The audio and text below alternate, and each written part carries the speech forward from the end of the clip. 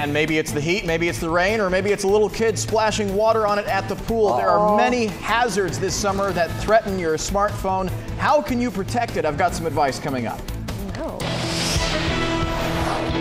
This is News 10 at 9. Dry rice. That's what they tell you to do. But I don't After it gets wet, throw it in the rice. That's right. Absorb the moisture. Good morning to you on this Tuesday, June 25th. I'm Dan Elliott. I'm Kiba Arnold here with Jeff Maher. Good morning, Jeff. Well, welcome back to you. Thank you. I've been gone for weeks. It feels like that. Yeah. It only was 1 week, Jeff. Feel weird being back? It was weird getting up. Well, we're glad you're back. Lack of sleep. Right? It's always weird getting up, right? As we bring in Jeff Maher, some new research gives us an idea of just how many of us are actually now living paycheck to paycheck. Yeah, and the numbers are startling, but there's one person who thinks that there are plenty of options for you to make more. And Jeff, you've got the details. Yeah, in some respects, that's easier said than done, because he's basically talking about launching your own small business. But as far as living to paycheck, really the common complaint that a lot of middle-class Americans have now is that their income is stagnant and it's not keeping up with inflation, and they are becoming less optimistic about their own financial future. Take a look at these figures. This is what we're talking about. A new study from Bankrate.com. It says that 76% of Americans are living paycheck to paycheck,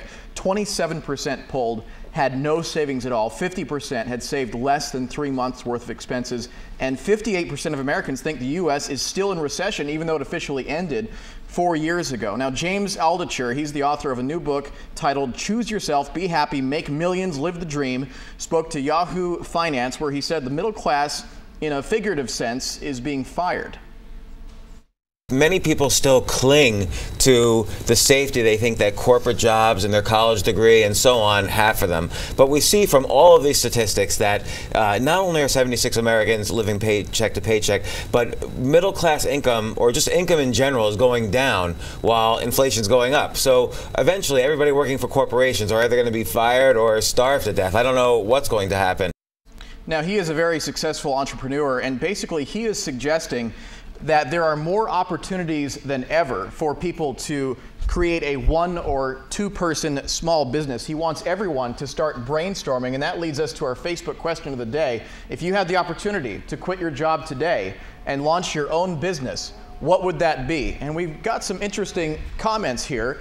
The first comes from Wendy. She says, a set of classes teaching friends and family how to change the toilet paper roll, load the dishwasher, put laundry away, the keys to a happy life. I don't know, Wendy, if someone's going to pay you to do that in your own family. She's been in a lot of homes where the kids are coming home from college for the summer. That's what she's thinking of. It's a good thought. And then Kelly says, I've always wanted to own a bakery. I love to bake. So, guys, basically what this author is saying is don't feel married to your day-to-day 9-to-5 corporate type job, to think outside the box if it comes down to it. If you're really not happy with your pay, if you're not getting the raises that you feel are necessary to become an entrepreneur, I can tell you that I've had lots of family and friends do that. It does take some investment, but in many cases it does pay off, although there is a risk there. But see, that's the problem. The numbers show that only, I think it was 50% have 3 months worth of savings saved up, and you've got to have something saved up to do something like that. Yeah, and the business that comes to mind is my brother's kettle corn business. He had to invest $15,000 off the bat, but he did have that paid off within 6 months after he launched the business. So it does take some investment to begin with. But this author is suggesting that if you remain at your job, that there's more of a risk of you losing out money in the long run than not launching your own business. Wow. Well, way when to was bring the us last down, time you brought Jeff. some kettle corn to us, I too? know. Where's our kettle corn? It's been a while. It's been a while. I'm just glad I know how to change the toilet paper roll, Wendy. And how about the dishwasher? You okay? That too. Yeah, good there. Thank you, sir. Sure. When you spend several $100s on your smartphone, you want to make sure that you've got it for a while. Maybe for all 2 years of your service agreement. That's what I was about to say. Have it for a long time. Not really, but you want it to work at least for those 2 years. But the summer months can certainly be very hazardous to your phone in many ways. Jeff, I can only imagine where you're going with this. We have to be mindful of what we do with this thing. Well, I've seen this happen all the time. You want to go to the pool, you want to go to the beach, get away from it all, relax, but you don't have the willpower to get away from your smartphone or your gadget for 5 seconds. So maybe you deserve a wave that comes crashing onto your smartphone, but there are some things to keep in mind when it comes to the summer months because there are a lot of hazards for this little guy. Now take a look. This comes from Mashable.com. One of the things they advise, watch the temperature. Extremely warm or cold temperatures can have noticeable effects on your phone's battery, display, and synthetic housing components. There's even the possibility of what they call a heat-related death with your phone. Just like your skin, the best protection is to keep it in the shade.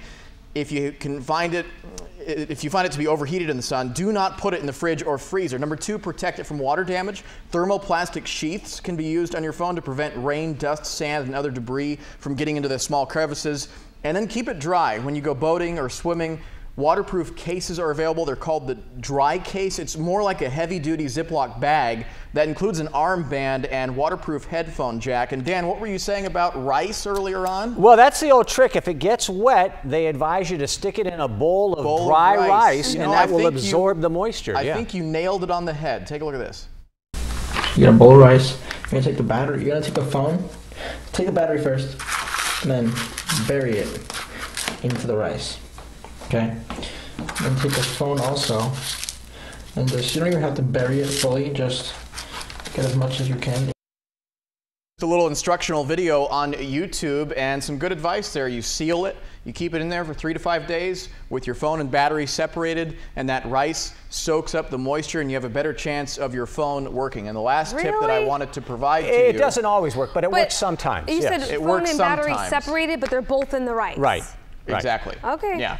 And you don't eat it, Kiba. Okay. You don't eat the rice afterwards. Good to know. The Otterbox is also an option. This is the Otterbox. It's a heavy-duty case. If you're serious about protecting your gadgets, whether it's the iPhone, iPad, whatever, this is a secure case that starts at $19.95.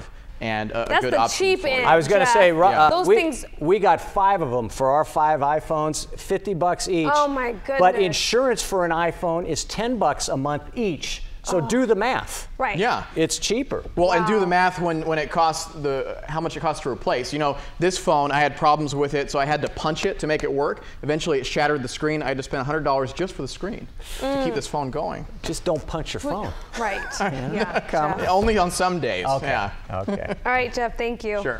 But if you had gotten a All right, Kiba, I've got to admit, I know you were on vacation, and I did a little bit of prying on your Facebook page. I noticed that you ate pretty bad, and I know you don't count calories on the vacations, and you shouldn't. That's okay.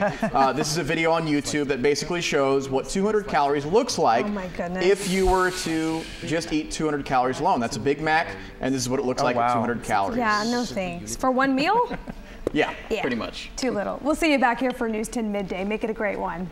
No way. That's like no, baby. don't count. News 10 is everywhere you want to be.